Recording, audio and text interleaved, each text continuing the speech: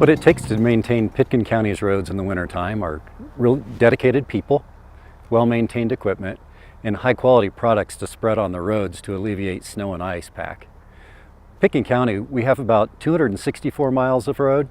About 130 miles of those roads are closed in the wintertime because of their topography, because of where they're located. The other half are maintained in the winter, and they range from roads that have up to 10 to 14,000 cars a day, down to very rural roads with just a few cars. This truck is one of Pitkin County's snowplows. It cost the county about $200,000 to purchase. Fully loaded with sand, it weighs between 30 and 35 tons.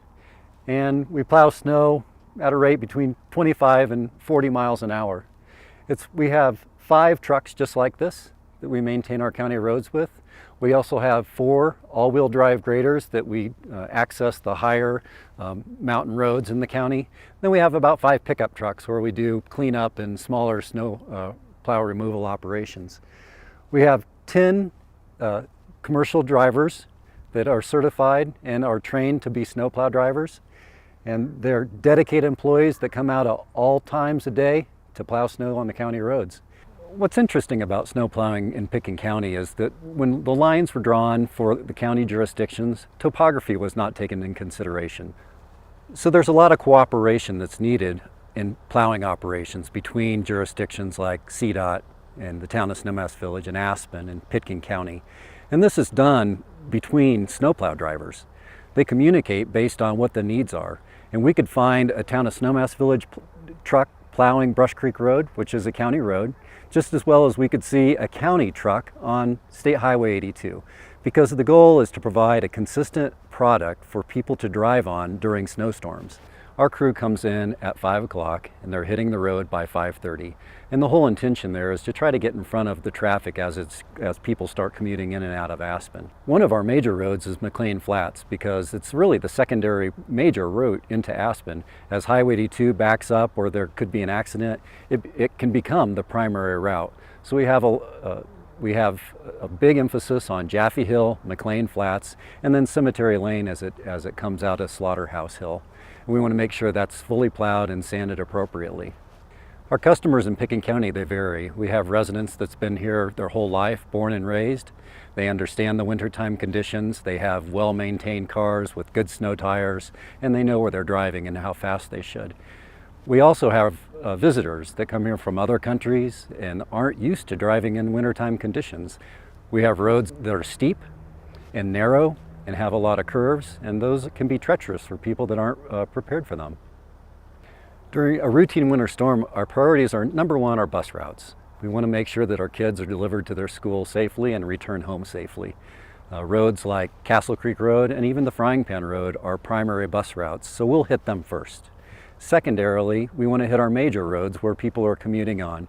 McLean Flats, Brush Creek Road, Owl Creek Road, Maroon Creek Road. These are major roads in the county, and we want to hit them as quickly as we possibly can. Then lastly, we want to look at the more rural roads in the county. East Sopers Creek, Upper Snowmass Creek, and Upper Capitol Creek, where there's just not a lot of traffic there. So we'll hit those as part of our routine operation, but they'll be a final priority. In a big snowstorm where we have multiple feet of snow over an extended period of time, over days, there are some people in Pitkin County that may not see the snowplow during that storm event.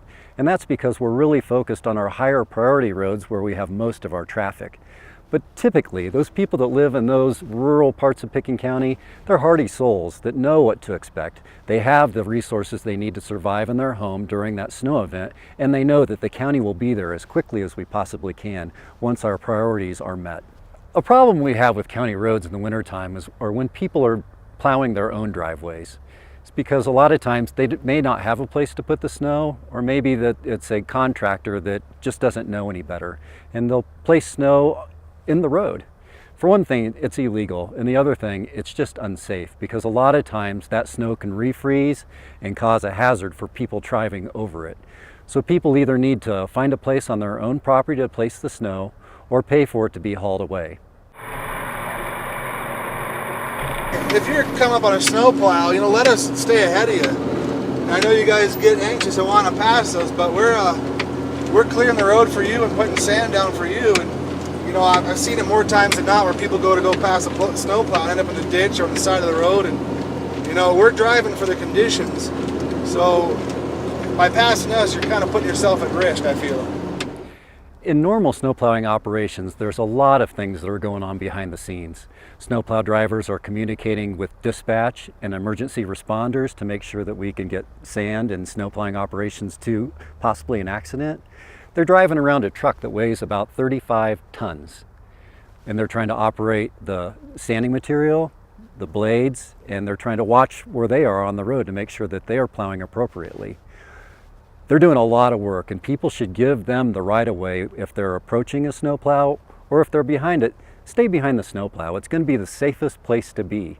What drivers need to understand is there's a difference in the experience between what they would experience on a county road that's using sanding material versus on State Highway 82 where magnesium chloride is being used. On a county road, the sanding material is spread during the storm and after the storm, and you can see the sand on the road, and it'll provide a gritty feeling for the car, an immediate feeling of traction. This is the State of Colorado sand shed. It's where we keep our sanding material. Pitkin County and CDOT use the same sanding material, even though CDOT predominantly uses their magnesium chloride. This sand is a hard sand. It has to pass a hardness specification so it doesn't break down into dust. It's a washed sand, so there's not a lot of fines, and it has about 9% salt. So it's a special mix that the county wants to use on its roads, so it provides some melting, but also provides a lot of grit for people to drive on. The reason the county uses this sanding material is, one, because you can see it on the road. The other, because it does provide some melting. And thirdly, and probably most importantly, is because the Board of County Commissioners made a decision years ago not to use magnesium chloride. And then that was basically for environmental purposes and for the corrosion that magnesium chloride provides to vehicles. This material over here is special. It comes from Redlands, Utah, and is called Ice Slicer. And the state uses this in extreme icing conditions, whether it's through Snowmass Canyon or on other parts of Highway 82. But because of the shading that Snowmass Canyon sees, and because of the bridge structures that are through Snowmass Canyon, it freezes first, and we have some of the worst icing conditions in the county through that stretch of roadway. There are a few notoriously dangerous spots in Pitkin County during the wintertime. And we're coming into one right now, and it can be dangerous at any time if the temperature's even close to freezing. It's Snowmass Canyon as you're heading down valley. And the reason it's dangerous, or can be, is because of thawing, melting snow, and refreezing. You enter into a shaded area that really never receives sunlight during the day. As snow melts alongside the road, it refreezes on the roadway. And one of the challenges here is because of the elevated roadways that we're driving on, is those are the first areas to freeze in the wintertime. And so even though a lot of magnesium chloride is placed down on this road by the state of Colorado, and it's one of their high priority roads to take care of, refreezing can take place. So even though you have wet conditions during the wintertime driving into Snowmass Canyon, you could experience icing conditions on elevated platforms like this one to our left, where air is able to get underneath the road and allow that road to freeze very quickly. It's one of CDOT's highest priority roads for maintaining during the wintertime. Drivers can get a false sense of security as they're driving out of a sunlit roadway and into a shaded area such as this. This is an area where magnesium chloride could refreeze because it's been diluted to the point of the freezing temperature. And because sunlight hasn't reached the roadway, it's the first place to refreeze. So this is the back way into Aspen. This is Smith Way, and we're going on to McLean Flats. A lot of people use it as the relief valve to commute into town. And so it's one of the primary roads the county is responsible for maintaining during the winter time. I'm walking along Jaffe Hill. It's one of the tricky areas in Pitkin County to maintain in the wintertime. We have to hit it early before the commuter traffic hits it to make sure it's safe. But there's other areas in the county that are just as treacherous. One is Red Mountain Road. Because it's steep, we have to hit it early and we have to put a little extra sand on it to make sure it's safe. Castle Creek Road because it's a shaded valley with a lot of curves. And as you gain in elevation, you're going to experience snow and icing conditions as you work your way up the valley. Maroon Creek Road, just above Highlands, there's a shaded corner that receives virtually no sunlight all winter long. You could experience icing conditions even on a sunny day in that valley. It's roads like this that we've got to spend a little extra time in maintaining to make sure they're safe. But during the winter, any road can be treacherous for the traveling public.